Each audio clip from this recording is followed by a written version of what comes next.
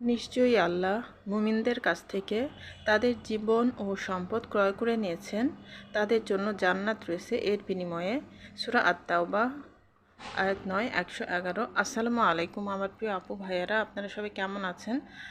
আশা করছি আল্লাহ তাআলার অশেষ রহমতে আপনারা সবাই ভালো আছেন। আমরাও আলহামদুলিল্লাহ মহান আল্লাহ তাআলার অশেষ রহমতে ভালো আছি।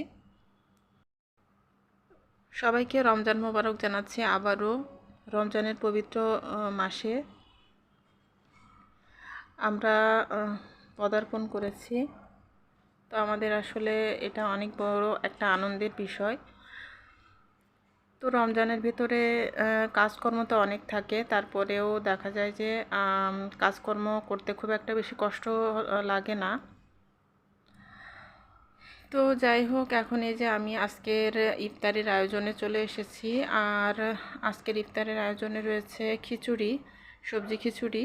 তো আমি ফ্রোজেন সবজি বের করে নিয়েছি, যে সবজিগুলো আমি ফ্রোজেন করেছিলাম, তো সেখান থেকে কিছু সবজি বের করে নিয়েছি। আর সেই সাথে কিছু টাটকা সবজিও নিয়েছি।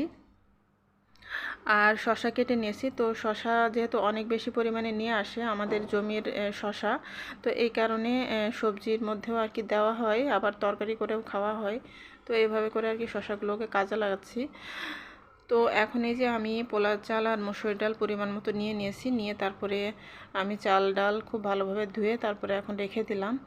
আর এই তো আমি চাল ডাল ভালোভাবে ধুয়ে তারপরে রেখে দিয়ে এরপরে আমি খিচুড়িটা এখন বসিয়ে দিচ্ছি। তো এখন এই যে আমি প্যানের মধ্যে তেল দিয়ে তারপরে তেজপাতা দিয়ে দিয়েছি, দিয়ে তারপরে পরিমাণ মতো পেঁয়াজ কুচি দিয়ে দিয়েছি, দিয়ে তারপরে এখন এই যে আমি ভালোভাবে পেঁয়াজগুলো ভেজে নিব। আর সবজি খিচুড়ি তো রান্না করা খুবই সহজ। আর আমি প্রায় প্রায় সবজি খিচুড়ি রান্না করে থাকি। আর এই সবজি খিচুড়ি আমার হাজব্যান্ডের অনেক বেশি পছন্দ। তবে আমার বাচ্চারা মানে খুব একটা যে পছন্দ করে তা না, কিন্তু আমার ছোটো মেয়ে একদমই খায় না। তবে আমার ছেলে আর আমার বড় মেয়ে যাই হোক তারপরেও মোটামুটি খায়। তো এই তো এখানে যে সবজি খিচুড়ির জন্য আমি ফ্রোজেন যে সবজিগুলো রেখেছিলাম সেগুলো দিয়ে দিলাম। তো এখানে যে ফ্রোজেন সবজি, তারপরে এখানে যে বিভিন্ন ধরনের তরি তরকারি যা ছিল, বিভিন্ন ধরনের তরি তরকারি বলতে গতকালকে যে মাংস রান্না করেছিলাম, তো সেখান থেকে কিছুটা ঝোল আর কিছুটা মাংস আর কি নিয়ে এর মধ্যে দিয়ে দিলাম। কারণ অনেক বেশি আর কি ঝোল থেকে গিয়েছিল, তো সেই ঝোলগুলো দিয়ে দিয়েছি। আর ডাল ছিল একটু, তো সেটাও দিয়ে দিয়েছি। তো আর লাউ ছিল, তো লাউটাও দিয়ে দিয়েছি। তো এইভাবে করে মানে বাড়তি যে সবজিগুলো থাকে সেগুলো যদি দিয়ে দেওয়া যায় তাহলে কিন্তু সবজি খিচুড়িটা খেতে আরও বেশি মজা হয়। তো সব কিছু আমি দিয়ে দিয়েছি, দিয়ে তারপরে এই তো খিচুড়ি বসিয়ে দিয়েছিলাম। তো এই যে আমার খিচুড়ি রান্নাটা একদমই হয়ে এসেছে। তো আমি এখন এই যে ঘি দিয়ে দিলাম, তো ঘি দিয়ে তারপরে আমি এখন ঢাকনা দিয়ে ঢেকে কিছুক্ষণ রেখে দিব। আর পাশের চুলায় এখানে এই যে আমি গতকালকে যে মাংস রান্না করেছিলাম, তো সেই মাংসটাই একটু গরম করে নিচ্ছি। তো মাংস দিয়ে সবজি খিচুড়ি খেতে বেশ ভালোই লাগবে। আর সে সাথে আমি ডিম ভাজি করে নিয়েছি, আর আমি সালাদ বানিয়ে নিয়েছি। আর এখানে যে 2 ধরনের ড্রিঙ্কস বানানো হয়েছে। তো ড্রিঙ্কসের ভিতরে রুয়াবজার শরবত বানানো হয়েছে, আর দই দিয়ে লাচ্ছি তৈরি করা হয়েছে। আর এই যে এখানে তরমুজ কেটে নিয়েছি, আর এই যে মাংসটা, আর এখানে এই যে সালাদ বানিয়ে নিয়েছি, আর এই যে পেঁয়াজ মরিচ মাখা করে নিয়েছি। আর এই তো সবজি খিচুড়িটা তো মজাদার সবজি খিচুড়ি, তো খেতে তো অনেক বেশি মজা হয় এই সবজি খিচুড়িটা। তো আমার আর আমার হাজব্যান্ডের তো অনেক বেশি পছন্দ। তো এই হচ্ছে আমাদের দ্বিতীয় দিনের ইফতারের আয়োজন। তো মাশাল্লাহ অনেক মজার ইফতারের আয়োজন ছিল। আর এই যে ড্রিঙ্কসগুলো আমি বের করে নিয়েছি। তো এখানে এই যে দই দিয়ে লাচ্ছি বানানো হয়েছে, আর এই যে এখানে রুয়াবজা তোকমা দিয়ে তারপরে শরবত বানানো হয়েছে। আর এখানে এই যে চকলেট মিল্কশেক আমার মেয়ে আর কি বানিয়ে নিয়েছে। তো এই হচ্ছে আমাদের দ্বিতীয় দিনের ইফতারের আয়োজন। আর এখানে যে রাতের বেলা আমি মুরগির মাংস, লেয়ার মুরগি দিয়ে আলু দিয়ে রান্না করে নিয়েছি সাহারির জন্য। আর ডাল রান্না করে নিয়েছি, আর কোনো কিছু রান্না করব না, কারণ গতকালকে যে ছোটো মাছের চচ্চড়ি আর মাছ ভুনা করেছিলাম, তো সেগুলো অনেকটাই রয়ে গেছে। আসলে রমজানের দিনে আসলে খুব একটা বেশি খাওয়া হয় না। আর সাহারিতেও দেখা যায় যে মানে অত একটা ক্ষুধাও থাকে না, তো দেখা যায় হালকা পাতলাই খাওয়া হয়। তো এই কারণে খাবারগুলো শেষ হয় না। আর এখানে যে খিচুড়িটাও অনেকটাই রয়ে গেছে। তো খিচুড়িটা আমি আবার পরবর্তীতে খাই, কারণ ইফতারের পরে মানে থাকলে আবার খাওয়া হয়। তো খিচুড়িটা যেহেতু আমারও অনেক পছন্দ। তো আজকে রান্নাবাড়ার একটু ঝামেলা কমই ছিল, তো দিনের বেলা আজকে রান্নাটা করিনি। তো যাই হোক, দ্বিতীয় দিনের আয়োজন দেখিয়ে দিলাম। আর এখন এই যে পরদিন সকালবেলা, তো আজকে হচ্ছে তৃতীয় দিনের মানে তৃতীয় রমজানের ভিডিও শেয়ার করব এখন। আর এখানে যে আমার হাজব্যান্ড আমাদের সবজি বাগান থেকে অনেকগুলো সবজি নিয়ে এসেছেন। তো এখানে যে বাঁধাকপি, ফুলকপি, তারপরে টমেটো, শসা, তারপরে লাউ, তো অনেক কিছু নিয়ে এসেছেন। তো আমি এখানে এই যে সব কিছু বাজারগুলো আর কি ঢেলে নিলাম। তো এই তো অনেক কিছু আর কি নিয়ে এসেছেন। তো আসলে এখন সবজির দামটা একদমই কমে গিয়েছে, তো সবজির তো তেমন একটা দামই নেই। তো আসলে যারা বিক্রেতা তাদের এখন লস হয়ে যাচ্ছে। তো যাই হোক, তারপরেও ক্রেতারা যদি লাভবান হয় বা ক্রেতাদের যদি উপকার হয়, তাহলে সেটাও অনেক ভালো একটা বিষয়। তো এখানে যে আমি একটা পাটি পিষিয়ে তারপরে সবগুলো টমেটো আমি ছড়িয়ে রেখেছি, যাতে করে টমেটোগুলো আর কি খোলামেলা করে রাখলে যাতে করে নষ্ট না হয়। তো এই যে এখানে অনেক টমেটো নিয়ে এসেছে।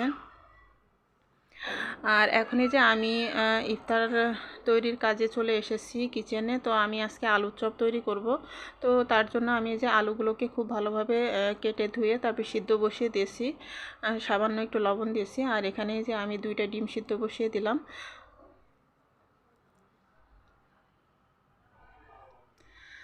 তো এই তো আলু চপের মধ্যে যেহেতু ডিম দেওয়া হয়, তো ডিম দিয়ে আলু চপটা আর কি করলে ডিম চপ যেটাকে বলে, তো খেতে অনেক মজা হয়। আর আমাদের বাসার সবাই আর কি খুবই পছন্দ করে। তো এভাবে আমি করে থাকি। আর এখানে যে আমি ছোলা বুট ভিজিয়ে নিলাম।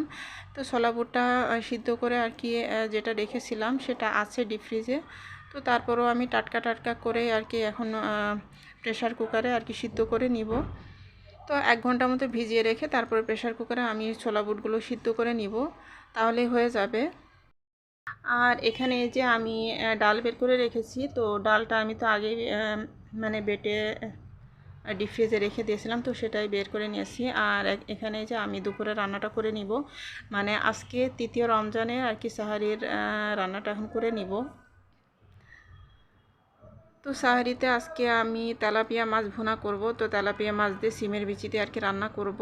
আর সেই সাথে আমি ছোটো মাছের চচ্চড়ি আবারও করব জলপাই দিয়ে। তো আসলে ওই দিন যে আমি ছোটো মাছের চচ্চড়িটা করেছিলাম, তো ওইটা আমার হাজব্যান্ড খুবই পছন্দ করেছিলেন। তো এই কারণে আজকেও আবার করব। তো ছোটো মাছ দিয়ে টমেটো দিয়ে আর জলপাই দিয়ে একইভাবে আমি চচ্চড়িটা করব। তো আসলে ওই চচ্চড়িটা খেতে খুবই মজা হয়। আর মাছগুলো যেহেতু একদমই টাটকা আর ফ্রেশ ছিল, তো খেতে অনেক মজা হয়। তো আমি এখন এই যে 2 চুলায় 2টা তরকারি বসিয়ে দিয়েছি, দিয়ে তারপরে আমি এখন ইফতারের আয়োজনগুলো করে নিব। তো আলুর চপ তৈরি করতে গেলে তো অনেকটাই ঝামেলা হয়ে যায়, তো সেই কাজগুলোই আমি এখন করে নিব। তো এই যে আমার রান্না 2টাও প্রায় হয়ে এসেছে। আর এখন এই যে আমি ছোলা বুট ভুনা করে নিচ্ছি। তো আমি মশলাটা খুব ভালোভাবে কষিয়ে নিয়েছি, নিয়ে তারপরে এখন এই যে সিদ্ধ করে রাখা ছোলা বুটটা দিয়ে দিলাম। তো আসলে আমাদের ছোলা বুট খুব একটা বেশি খাওয়া পড়ে না, তো মাঝে মাঝে আর কি খাওয়া হয়। তো তখন দেখা যায় মুড়ি মাখা করা হয়, তো সেটার মধ্যে দেওয়ার জন্য আর কি ছোলা বুটটা আর কি রান্না করা হয়। তাছাড়া এমনি আলাদা করে আর কি ছোলা বুট আমাদের খুব একটা খাওয়া হয় না। তো আমি ছোলা বুটটা ভুনা করে নিয়েছি, নিয়ে তারপরে আমি টেবিলে রেখে এসেছি। আর এখন এই যে আমি পেঁয়াজগুলো আর কি ভেজে নিচ্ছি। তো পেঁয়াজগুলো মোটামুটি অনেক ক্রিস্পি হয়েছিল, অনেক মচমচা হয়েছিল। তো আসলে আজকে যেহেতু আমরা মুড়ি মাখা খাবো, তো এই কারণে আর কি পেঁয়াজটাও আর কি করে নিচ্ছি। তো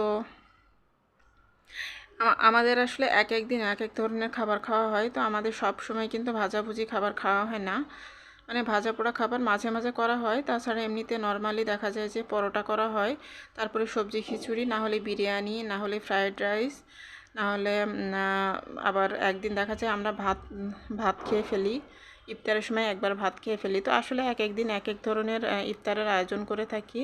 তো এভাবে আসলে অনেক ভালো হয়। আর এখানে যে আলুর চপগুলো তৈরি করা হয়ে গেছে, তো আমি আলুর চপগুলো রেডি করে দিয়েছিলাম।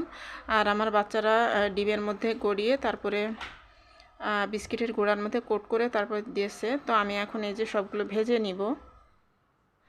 তো আসলে আমার বাচ্চারা ইফতারের সময় অনেক হেল্প করে আমাকে। তো আমার ছেলে তারপরে আমার 2 মেয়ে আমাকে অনেক হেল্প করে। আর আমার বড় মেয়ের যেহেতু সামনে পরীক্ষা, তো ওর যেহেতু এসএসসি পরীক্ষা, তো ও এখন ইদানিংকালে একটু কমই হেল্প করে, পড়াশোনা নিয়ে একটু ব্যস্ত থাকে। তো এই কারণে আমার বড় মেয়ে এখন একটু কমই হেল্প করে, কিন্তু আমার ছেলে আর আমার ছোট মেয়ে আমাকে অনেকটাই হেল্প করে। আর আমার ছেলে দই দিয়ে যে লাচ্ছিটা তৈরি করি, ওটা আমার ছেলেই তৈরি করে। তো এই কারণে আসলে আমার একটু অনেকটাই হেল্প হয়ে যায়, না হলে একা একা সব কিছু করতে গেলে দেখা যেত যে আরও অনেক বেশি কষ্ট হয়ে যেত। তো এই হচ্ছে আমাদের তৃতীয় রমজানের ইফতারের আয়োজন। তো এই তো আমার হালকা পাতলা আর কি ইফতারের আয়োজন করা হয়েছে। আর ইফতারের আগে আসলে অতটা মানে সুন্দর করে সাজিয়ে গুছিয়ে রেকর্ড করা হয় না, যেহেতু আসলে অনেক তাড়াহুড়োর ভিতরে সব কিছু করতে হয়। তো আমরা তো আমাদের রুমের ফ্লোরে পাটি বিছিয়ে তারপর সবাই মিলে একসাথে বসে আর কি ইফতারটা করি। তো এখানে রেডি করে নিয়ে তারপরে দেখা যায় যে আমাদের রুমে আবার নিয়ে যেতে হয়। তো সেখানে নিয়ে এভাবে টানাটানি আর কি করতে হয়। তো দেখা যায় যে মানে ওই সময় রেকর্ড করার মতো সময় খুব একটা থাকে না। তো তাড়াহুড়ো করে আর কি রেকর্ড করে ফেলি। তো এখানে যে আমাদের ড্রিঙ্কস, আজকের ড্রিঙ্কস তো এটা হচ্ছে লাচ্ছি আর রুয়াবজার শরবত। তো এই তো আমাদের ইফতার করা হয়ে গেছে। তো এখন এই যে মুড়ি মাখাও করা হয়েছিল, তো তখন আর কি কোনো কিছু রেকর্ড করিনি। আর ইফতারের টাইমে আসলে আমরা যখন ইফতার করি তখন কোনো কিছু রেকর্ড করা, ভিডিও করা আমার হাজব্যান্ডের মানে তেমন একটা পছন্দ করে না। তো এই কারণে আসলে ইফতারের সময় আর কোনো কিছু তেমন রেকর্ড করি না। তো এখানে এই যে যেই রান্নাগুলো করেছিলাম, তো সেগুলো তো আজকের মতো এখান থেকে বিদায় নিচ্ছি। আল্লাহ হাফেজ, আসসালামু আলাইকুম।